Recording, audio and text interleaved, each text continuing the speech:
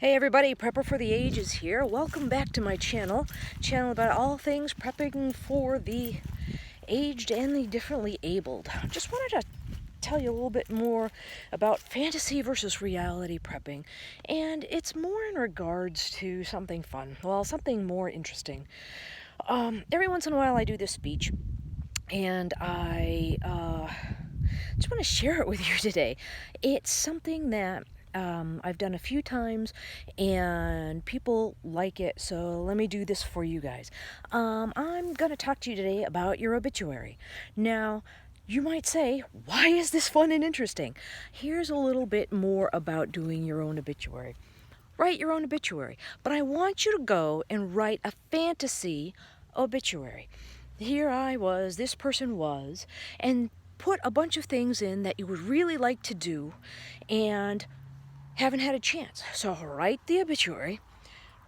Now you have a list. Put it in the drawer. Now, over the next few months, go and do some of the things that you've written on the list. So the objective here is to make sure that you do at least some of the things that you would have wanted people to see that you've done over your life.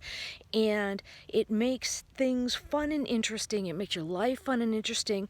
It makes people, when I go, I like to have an obituary where people are like, oh wow, she did this, she did that, oh my goodness, she climbed the pyramids of Giza, she did, did trampolines in the Riviera, and that stuff like that. So, doing fantasy versus reality prepping, yeah, this is a fantasy thing, and it's regard to prepping, and, being prepared for everything.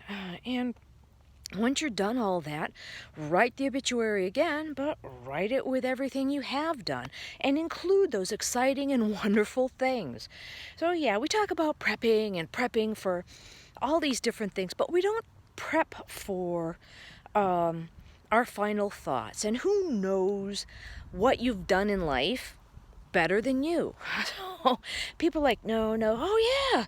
And I have friends and family who have started to do this, and they have found things much easier when they put together a package for their will or whatnot, and they're getting ready to put it in the envelope and put it in the safe or bring it to the bank for the safe deposit box.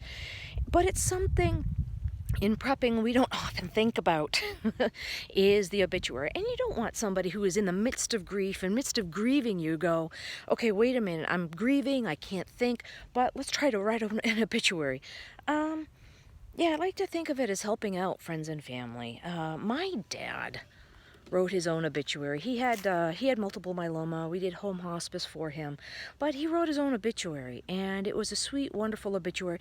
He put in there things that we never knew. In the entire time we knew him, we didn't know he had got 3 Bronze Stars and did all of these wonderful things. And it was a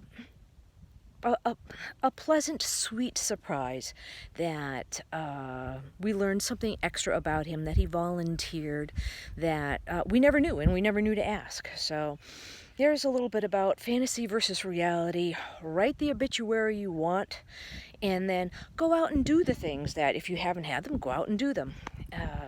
But it's something fun and interesting to do, and it will get you to get out there and do things in life. And yeah, try to do the first few things within a few months or within 6 months and see how it goes. Okay, well, enough for now, but something to think about. Okay, Prepper for the Ages. Oh, wait a minute, please hit the like button. Please subscribe. I'm starting out the channel. I hope you like it. It is for all things prepping and for the aged or differently abled. Okay, take care. Prepper for the Ages out for now.